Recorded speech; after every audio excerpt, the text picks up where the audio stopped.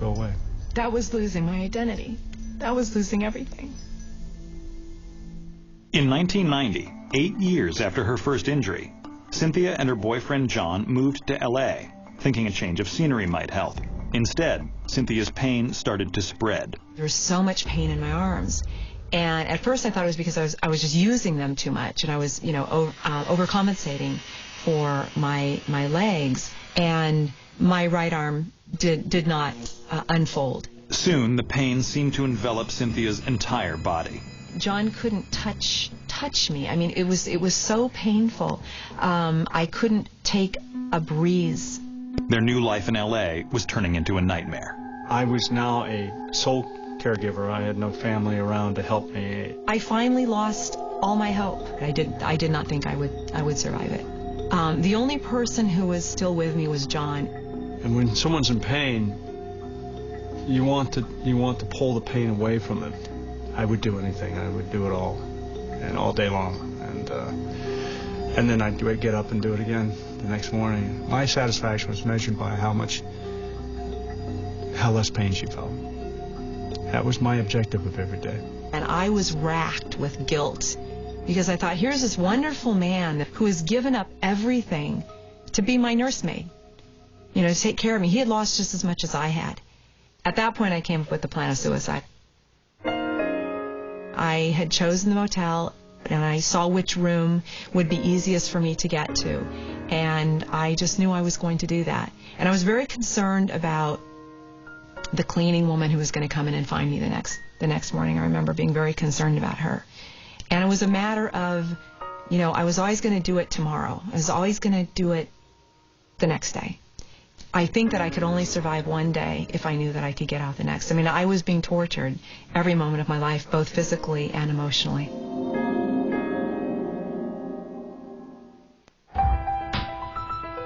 Former dancer Cynthia Toussaint had lived for more than 10 years with excruciating pain that no one could explain.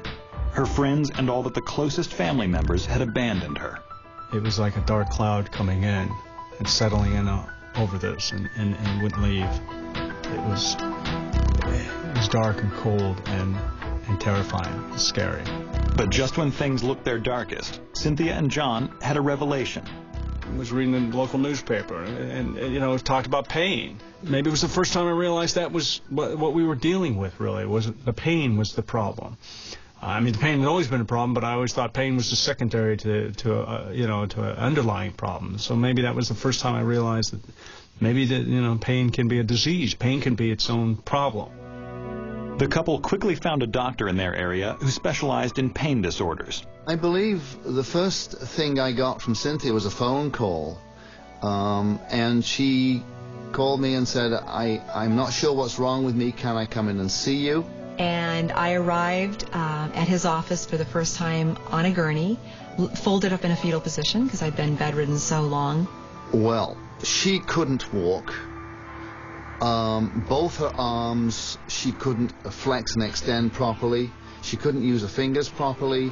Her arm muscles were wasted. The diagnosis for me, since I've seen hundreds and hundreds of cases, was really very simple. If you have pain out of proportion to the injury, for which you have no logical explanation, then it is RSD until proved otherwise. RSD stands for Reflex Sympathic Dystrophy. It usually begins with a trauma, like a pulled hamstring, which sets the body's normal pain response in motion. But instead of the pain diminishing, something misfires in the nervous system, and a cycle of unrelenting pain begins. You've got hyper-excitable nerves in the spine that keep sending messages up to the brain that there's pain. Once the pain loop begins, it is hard to stop.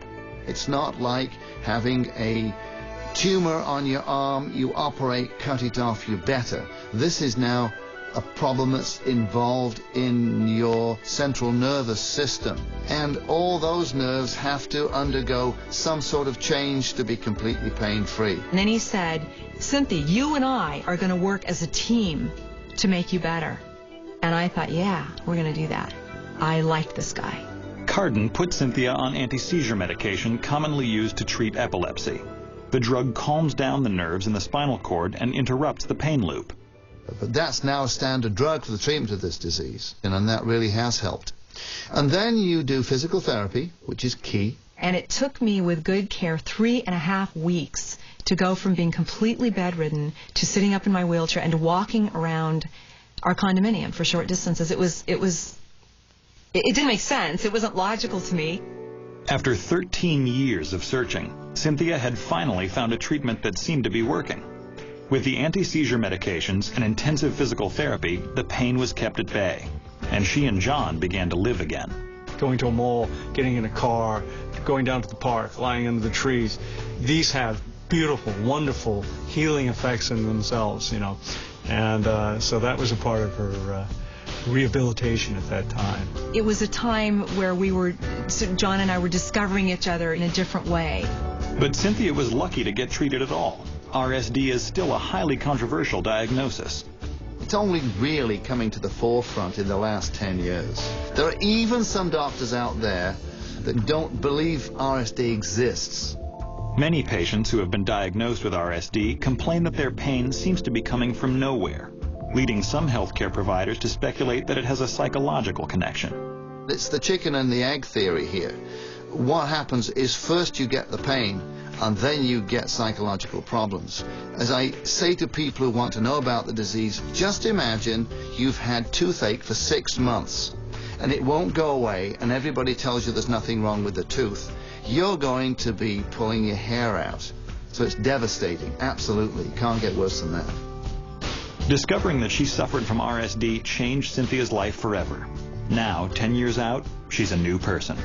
Cynthia has improved for 2 reasons. One, yes, she's starting to get into remission, but 2, she's worked very hard at it, doing physical therapy, taking her medications, and she's a very strong young lady. I think her whole attitude has changed, too. I think she's doing different things. After spending 13 years in excruciating pain, Cynthia has dedicated her life to helping others who suffer from the disease. We have different projects. We run a national awareness campaign where we motivate people with RSD from all around the country to raise awareness in their own community. And finally, and perhaps most importantly, Cynthia is back in the world of dance. I am with choreographing my experience with RSD on a ballerina, and I should actually say it's John and my story because it's a pas de deux, so I'm very excited about it.